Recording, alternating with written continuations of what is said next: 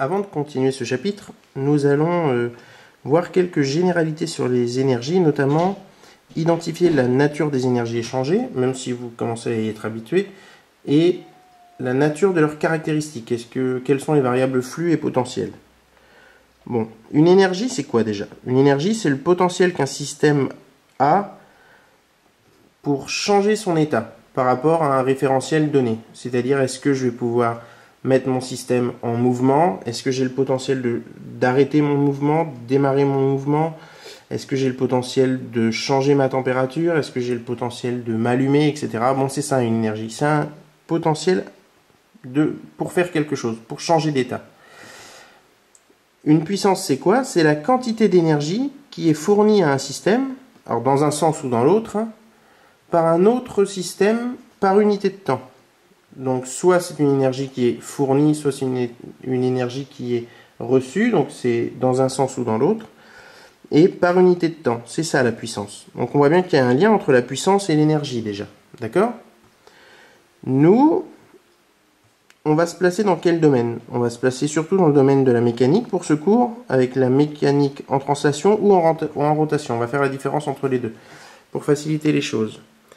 Mais on verra que dans tous les cas, une puissance, ça se décompose en une grandeur potentielle multipliée par une grandeur flux. Dans le domaine électrique, la grandeur potentielle, c'est la tension, la grandeur flux, c'est l'intensité. Dans le domaine mécanique en translation, la grandeur potentielle, c'est la vitesse linéaire, et la grandeur flux, c'est la force. En rotation, c'est la vitesse de rotation, la grandeur potentielle, et la grandeur flux, c'est quoi? C'est le moment. En hydraulique, c'est la pression, la grandeur potentielle, et le flux, c'est le débit. Et en thermique, la grandeur potentielle, c'est la température, alors que la grandeur flux, ce sera le flux d'entropie. Nous, on va donc s'intéresser surtout au cas de la vitesse linéaire et de la vitesse de rotation, couplée à la force et au moment. On verra ça plus tard. Pour un solide, donc, on a dit qu'ici, on a dit ici qu'il y avait bien un lien entre l'énergie et la puissance.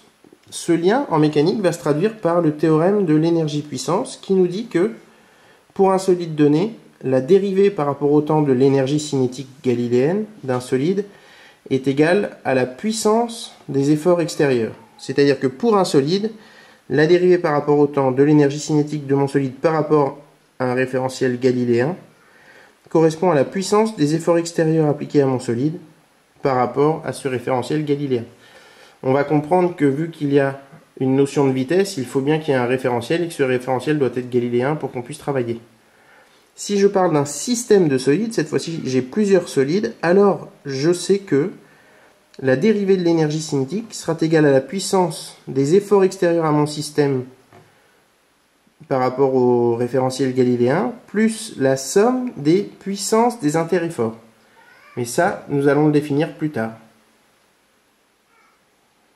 Ce qui nous reste à faire maintenant, pour pouvoir aller plus loin, c'est quoi? C'est de calculer l'énergie cinétique d'un solide ou d'un ensemble de solides, de calculer la puissance des actions mécaniques extérieures et de savoir calculer la puissance des interefforts. Et après, nous pourrons appliquer le théorème de l'énergie-puissance.